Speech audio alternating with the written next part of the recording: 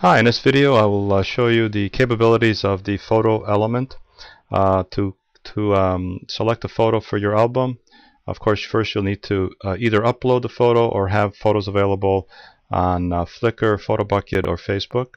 You click on Photos. First thing you will see by default is your photos that you've uploaded to LiquidAlbums.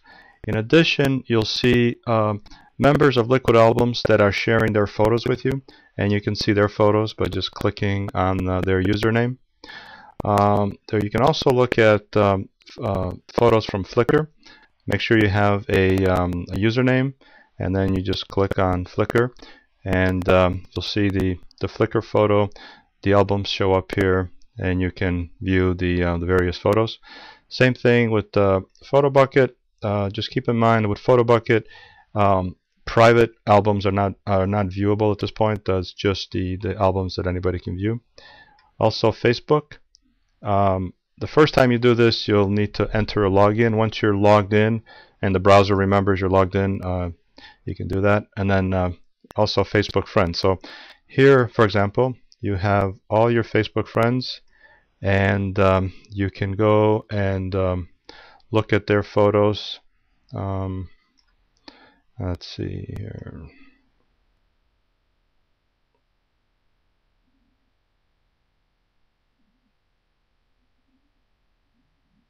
It's quite a few.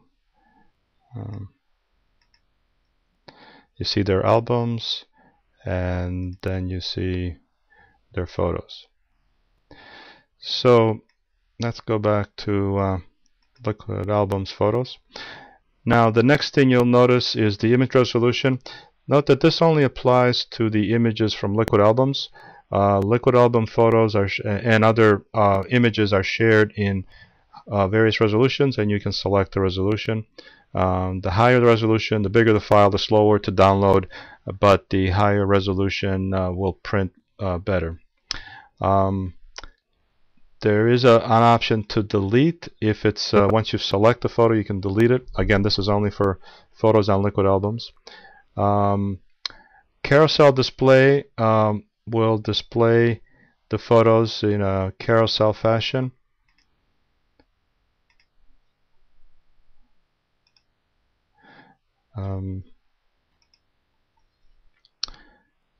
You can select Use as Background to make the photo the background of the page, so the whole page will be filled with that photo.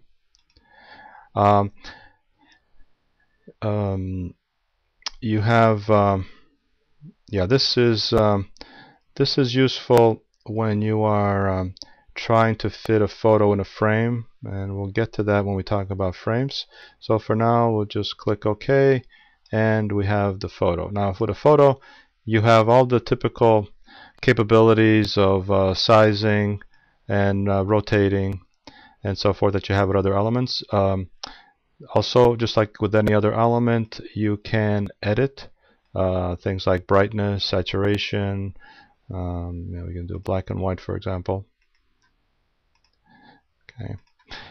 Now another thing that is available with any element is an element-specific menu, and you'll see here we have we can get to the frame option, the edit photo that we saw. We have options to remove the photo. It will just leave a placeholder in place. Change the photo will bring up a photos menu dialog, and you can change the photo. Crop. Crop is the same as the crop that you see here, and you can select different shapes to crop.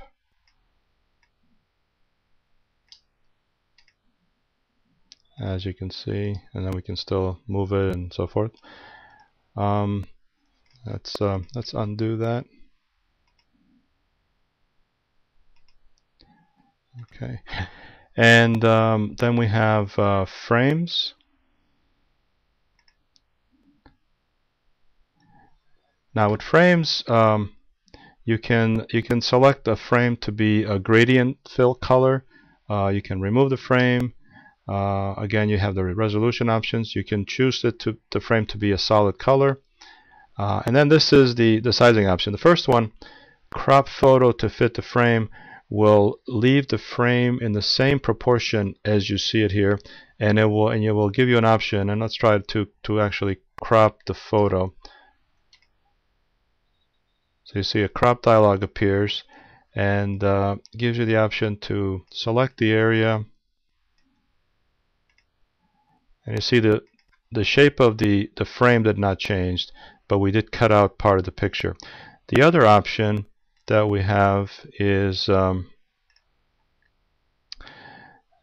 resize frame to fit photo.